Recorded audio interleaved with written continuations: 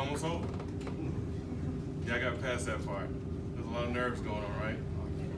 Right, it's over with now. So I want you to think about this when you're out in your operation. Think about all the things that your support, folks that are around the room had to go through to get to the point where they're at. All right? Think about those things. Think about the hard work and the sleepless nights and the trips to Stooges after a long night. Think about those things, because everybody in this room at one point in time has had one of those nights. I can guarantee that. Think about how they reacted after those nights. Go ask the stories, get the history, find out things, because it's not easy. You know, it's not easy, and you have to practice and put hard work into it. I want to say one thing I left out. St. Rita's. I don't know if everybody knows anything about St. Rita. We went out to St. Rita's for a volunteer day, and they had their groundskeeper, 72 years old, and we helped him move 9 classrooms around with about 30 items in each classroom.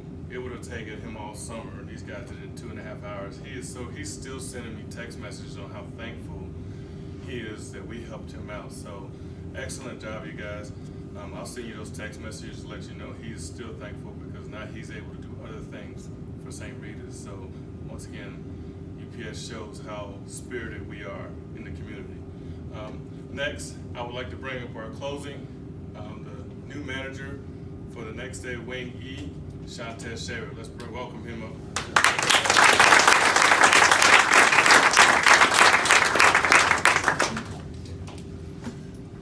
First of all, I realize I'm getting old because I've got kids older than some of these folks that graduated from FSTS. Mel called a couple weeks ago. You know, I came back to the district, and you know, I was thinking he was calling, congratulations, whatever. But he's like, "Hey, you closing?" I said, "What do you mean?" He's like, "You're gonna close FSTS, okay?" And you know, when Mel calls, you just say, "Yeah, okay, Mel, I'll take care of it for you." So here I am. So, on a personal level, I've had the pleasure in my personal life to watch 2 of my children graduate from high school.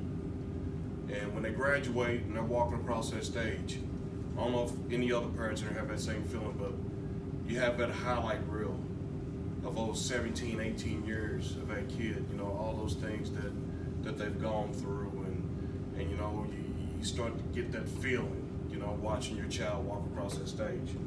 So as you guys were getting your award, I was thinking back to when I was in FSTS many moons ago. Anybody know Mike Arnett? He was my FSTS instructor many years ago. That was a long time. It was before World War was even over. Okay, and as you guys were talking, and some of the things you were talking about, some of the things you've learned were some of the exact same things that we talked about when I was in FSTS. Okay, you talked about building relationships. Okay, giving PCMs, the partnership, listening. I don't know if you know about listening, but my kids to this day don't realize that a lot of those strategies I used on them, I learned in FSTS. You know, they're explaining to me what they did wrong, and it's like, "Dad, you're not saying anything." "No, I'm just listening. Keep talking. Keep talking." Same stuff that you guys learned in your listening deal, probably. Let the employee talk, and eventually you'll get to the root cause of what the issue is. So these skills that you learned, you're just sharpening your toolbox, okay? All these things that Mel and Laura and all these folks who came in and presented to you, all these things you're gonna use at one point or another, okay? There's no secret sauce to what we do as supervisors and managers, okay? All these things we build upon. Year 1, you're good at this. You're not good at that. Year 2, you're good at a couple things. You may struggle with something else. Year 3, and so on and so on. You're building your skill set, okay? So don't think, like Mel said, don't think you're gonna walk out of here and you're gonna be this perfect supervisor, because you're not, okay? You're gonna have to go through some trials and tribulations, and if you persevere and work through it, you'll be a better supervisor for it, okay? The only thing I can tell you that works for me, that I hope you take with you, is building trust, or have your people build trust in you. Okay? They have to trust you. Now, I don't have the greatest memory in the world. I've had people walk up to me in grocery stores that work here at UPS and they say, "Hey, Tez, how you doing?" And I'm looking at them like, I have no clue who that person is. Okay? But I can tell you this much. If I don't trust a person, I will remember them. Okay? And I think a lot of folks are that same way. So I'm telling you these things because don't be that supervisor that your employees don't trust. Okay? And how do you get your employees to trust you? You know, you guys learn about the 3 C's? What are they? Caring, credibility, and competence. There you go. Caring, credibility, and competence. So, to be competent, you gotta do what? You gotta know your job. You gotta know how to do it. Okay? When you stay in UPS long enough, your present area that you're in right now, you're gonna move to another area. Okay? And when you move to those other areas, you gotta learn those jobs. Because the folks that report to you, they're gonna know if you know your stuff or not, because they're gonna challenge you on it. Okay? So everybody wants a supervisor that knows the job that they're doing. Okay?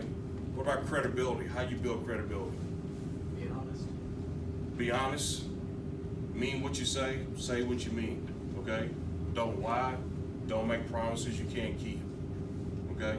Sounds very simple, but in the heat of the battle that we go in every night, you know, some soups say, "Hey, yeah, I can do this, I can do that." Don't do that because they'll call you on it. Okay? Mean what you say and say what you mean. And the last thing is what? Caring. One of the greatest things that I've learned over the years is you got to show empathy for your employees. Now, something about me, I don't like funerals. I don't like wakes. I don't like to go visit folks in the hospital. And not because I'm scared or anything, it's because I don't like to see people suffer. That's just a personal something about me. I've always been like that. And I had a frontline soup whose father passed away. Very suddenly, tragically. And I went to my manager, I was like, I'm gonna send some flowers and that'll be it. And she said, "No, we're going to the wake." I was like, "No, I don't go to wakes." She said, "That person reports to you, you have to go to the wake." And she went with me, and we went to that wake. And I'm gonna tell you, he really appreciated the fact that his management team showed up for him during his time of need. Okay? He knew that we cared about him. Okay? So I'm not telling you gotta always go to a wake or funeral, but you gotta show your folks that you care. Okay? You show your folks that you care, you go a long way to build that trust with your employees. So once again, there's no secret to what we do, but you just gotta continue to build upon your skill set. I've had the pleasure of working for UPS for 19 years, soon to be 20, and I can tell you it's a great journey. It's a tough journey. I've had some dark days, but I've had more bright days than dark days. So I welcome you to what we do, and welcome to the UPS management team. Thank you very much.